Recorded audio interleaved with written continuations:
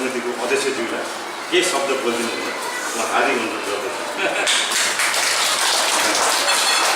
Sir हाजिर आउनुभएका doctor श्रेष्ठज्यू, हाम्रो विद्यालय यस विद्यालयका मुख्य प्रधान डाक्टरज्यू, अन्य तपाईँ विद्यार्थी भाइ बहिनी र अभिभावकज्यूहरूमा सबैमा हाम्रो यस विद्यालयको व्यवस्थापन समिति र यस विद्यालय परिवारको तर्फबाट नमस्कार पठाउन चाहन्छु। मुख्यतः यो सहयोगी हात साँच्चै नै हामी डाक्टर साहबले धेरै महत्त्वको विषयहरूलाई सक्नुभयो। एउटा उदार भावनाद्वारा उहाँ कुनै एनजिओ कुनै संस्थामा हुनुहुन्थ्यो र कुनै त्यस्तो संस्था उहाँ बिमारीको उपचार गर्दा गर्दै अत्यन्त महत्त्वपूर्ण भयावह रोग जो क्यान्सरको इलाज गर्ने एउटा डाक्टर जसले रिसर्च गरिरहनु भएको छ, जसले उपचार गरिरहनु भएको छ हजारौँ बिमारीलाई, आज लाखौँको ताकतमा बिमारीलाई उपचार गर्ने डाक्टर आज त्यति मात्र होइन, एउटा सामाजिक परिवर्तनको उपचार पनि गर्न खोज्नुभयो, बिमारी मात्रै उपचार होइन हो। हामीले एउटा सायद उदार मनोभावनाको साथमा उहाँ आउनुभयो र हाम्रो विद्यालयमा पनि केही भाइ बहिनीहरू जो साँच्चै नै अत्यन्त पिछडिएको छ, अत्यन्त भने आर्थिक अवस्था दयनीय छ, तिनीहरूको पनि उपचार गर्नु, तिनीहरूलाई पनि केही उत्थानमा लैजाउँ र सबैले शिक्षा पाओस्, सबै आफ्नो बारेमा सोच्न सक्ने बनोस्, आत्मनिर्भर बनोस् भन्ने उदार भावनाको साथमा आफ्नै पकेटबाट केही खर्च गरेर यो समाज परिवर्तनको लागि आफ्नो प्रयत्न गर्नुभयो र हाम्रो विद्यालयलाई पनि विद्यालयमा 10वटा बालबालिका छनौट गर्नुभयो। सर्वप्रथम चाहिँ यस विद्यालयमा उहाँको आगमनलाई हामी स्वागत गर्न चाहन्छौँ र दोस्रो यसको साथसाथै जुन एउटा उद्देश्य महान उद्देश्य बनाउनु भएको छ, साथै हामी देख्ने गर्छौँ समाजमा केही मानिसहरू कसैले जाति भिडेको, चेपाङले जाति भिडेको दुःख पाएका यस्ता फोटोहरू खिचेर विदेश लिएर गएर गलत भित्राउने संस्थाहरू थुप्रै छन्। यहाँ आएर कसैले बाँडेको जस्तो देखिन्छ, तर ती बनाएर यो बनाइमा धेरै आकाश प्रकारको भिन्न छ।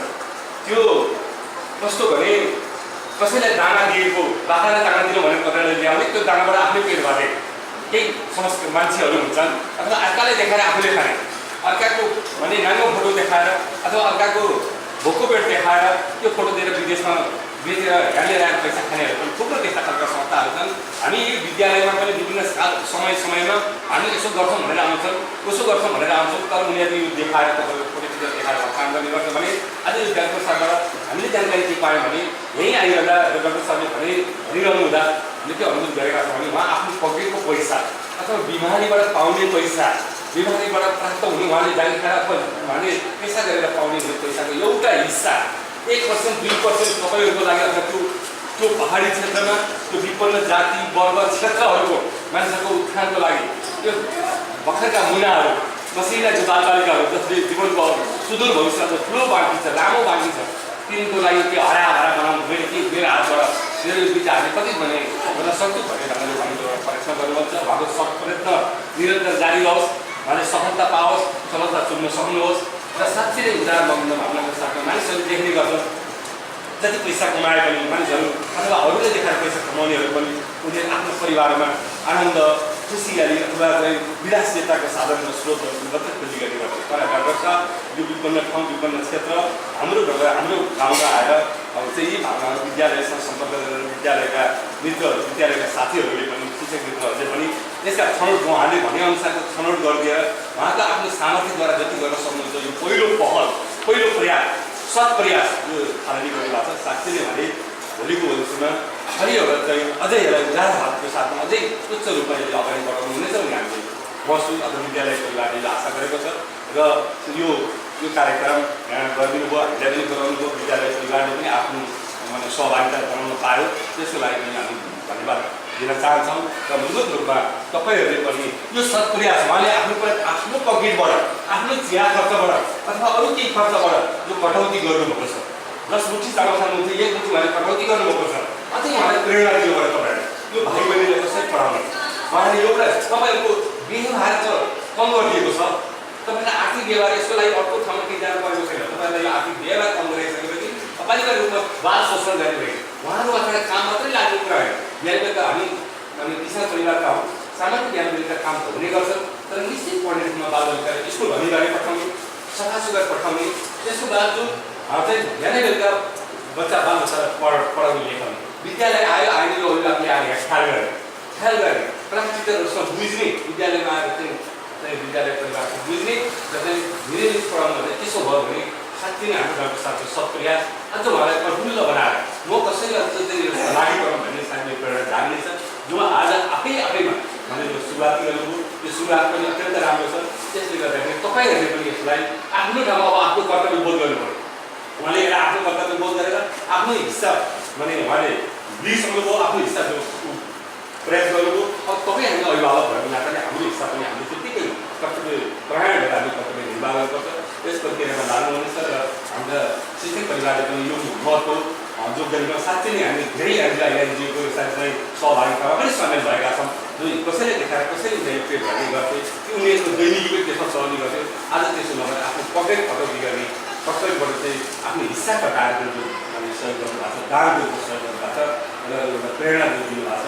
त्यसको लागि तपाईँहरू एकदम कर्तव्यनिष्ठ भएर चाहिँ लाग्नुपर्ने हुनेछ भन्ने शुभेच्छा राख्दै भोलिका दिनहरूमा पनि सहयोगका हात निरन्तर अगाडि बढोस्, अझ उच्च मनोबलको साथमा बढोस् र एकदम र अर्को कुरा यहाँ कुनै धर्म रूपान्तरणको भएसम्म योगदानको साथमा कुरा उठाउनुभयो। अत्यन्त मर्मस्पर्शी कुरा अझै पनि छ। धर्मको नाममा रूपान्तरण गरेर एउटा विश्व म यसैको 5 यो 8 नम्बरबाट अवस्थित छ, 6 नम्बरबाट बस्छु, त्यहाँ एउटा चर्च छ। त्यहाँ चर्च अहिले यहाँबाट दिएपछि विद्यार्थी यहाँबाट चाहिँ यहाँबाट यो घाममा यो मध्य घाममा एउटा बिस्कुटको लागि घरमा लगेर त्यहाँ जानेको छ। यसरी चाहिँ लज्जा र धर्म परिवर्तन गरिरहेको छ। कसैले के परिवर्तन, कसैले कुनै आफ्नो आशा र यसलाई देखाएर जारी खाने को गरिराखेको छ। यस्ता चिजहरू यी निन्दनीय छ, यी घृणायोग्य छ। तर त हाम्रा आवश्यकतालाई उसले दिएको छ। तर के हो भने उसले के गर्नको लागि अथवा यसलाई आफ्नो स्वार्थको अनुकूलमा प्रयोग गर्नको लागि गरेको छ। त्यसले यहाँ निस्वार्थ भावनाले उहाँको डाक्टर साहबले म राजनीतिक दलको पनि होइन, म यसको पनि होइन, अनि उहाँ सामान्य यो देशको नागरिक हुनुहुन्छ। एउटा सच्चा नागरिक भएको नाताले सायद मैले म खाइरहँदा नलागिरहँदा कोही अनाहार बस्नु नपरोस्। म यो पढिरहँदा मेरो बाल बच्चाले पढिरहँदा होइन, उच्च युनिभर्सिटीहरूमा उच्च माने कलेजहरूमा पढिरहँदा ती बाल बच्चाले कसै कम एउटा चाहिँ हैसासम्म पढ्न सकोस्। भोलिका दिन अझै त्यस्तो खालका सहयोगी हातहरू बढ्न सक्ला। उहाँहरूको सब प्रयासले त्यो एउटा माने प्रेरणा जगाउनु भएको छ। त्यसले गर्दाखेरि म यो कुनै पनि स्वार्थ लोभमा होइन र मुख्य रूपमा राजकर्मीहरू पनि केही मानिसहरू त्यस्ता खालका हुन्छन् जसले आफ्नो स्वार्थको लागि पनि प्रयोग गर्ने कोसिस गरिन्छ। ती नितान्त निन्दनीय छ, ती एकदम गलत घृणितकारी हो। त्यसले गर्दाखेरि त्यसो गरिरहेको अझै समाजमा व्याप्त छ। तैपनि डाक्टर साहब कुनै पनि स्वार्थबाट मैले आज बुझिरहँदा, मैले उहाँलाई पढिरहँदा, मैले उहाँलाई देखिरहँदा, उहाँले भनिरहनु हुँदा र अहिलेको बेलामा देखिरहँदा मलाई चाहिँ हामीले नितान्त त्यस्तो कुनै पनि स्वार्थ चाहिँ नलिएर बिना स्वार्थ एउटा मनोप्राणबाट आफ्नैबाट भित्रैबाट चाहिँ मनबाट हृदयबाट जागेर म केही गर्छु भनेर सुझाव आउनुभयो। उहाँको लागि साथै फेरि पनि म धन्यवाद दिँदै पुनः उहाँको यो विद्यालयमा आगमन अथवा यो क्षेत्रको तपाईँको रहियोस् र तपाईँका सहयोगी हातहरू बढियोस् भन्ने शुभेच्छा व्यक्त गर्दै भयो। अझै पनि चाहिँ हस्त नमस्कार धन्यवाद। मैले थोरै विषयमा है विद्यालयमा संस्कृतिका परिचय र सबैका शिक्षक विद्यार्थी भाइ बहिनी र अभिभावकहरू, विशेषतः हामीले सबलाई अलिक विपन्न वर्ग प्रजा टोटल रूपमा हामी चेपाङ विद्यार्थीहरू धेरै 1 घन्टा 2 घन्टा मात्र हिँडेर आउने, आर्थिक ज्यादै विपन्नता छ, पढ्न कोसिस गरेका छ तर आर्थिक समस्याको कारणले विद्यार्थीहरू बिचमा पढाइ छोड्न पर्ने बाध्यताहरू रहेका छन् भन्ने किसिमबाट हामीले अनुरोध गऱ्यौँ। त्यही अनुरूप डाक्टर साहबले योभन्दा केही समय अगाडि आएर एउटा सर्वे पनि गर्नुभयो। विद्यार्थीहरूका परिवार संख्या कति छ, कस्तो अवस्था छ, जग्गा जमिन के छ, कति टाढाबाट आइन्छ भनिरहनुबाट त्यो गरिसकेपछि मात्र यो छनौट भएको। हामीले छनौट गर्दाखेरि पनि हामीले खास गरेर पहाडी पेयरबाट आएका र आर्थिक ज्यादै कमजोर भएका विद्यार्थीहरूले अनुशासित हुने, कक्षामा नियमित आउने, पढाइमा अलिक कोसिस गरेका त्यस्ता विद्यार्थीहरूको हामीले छनौट गऱ्यौँ। र विद्यार्थी भाइ बहिनीहरूले अहिले के बुझ्नु पऱ्यो भने 2, 3, 4, 5 कक्षासम्मका विद्यार्थीहरू हामीले छनौट गरेका छौँ।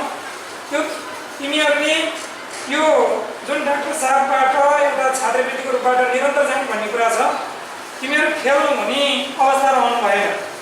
निरन्तर रूपमा पढेर अग्रसर रहनु पर्यो, अनि विद्यालय नियमित आउनु पर्यो, अनुशासित हुनु पर्यो, अनि त्यहाँ आवश्यक पर्ने शैक्षिक सामग्रीहरू तिमीहरूले विद्यालयलाई भन्ने, विद्यालयले अनि डाक्टर साहबलाई हामीले त्यो किसिमको कोअर्डिनेसन गर्छौँ।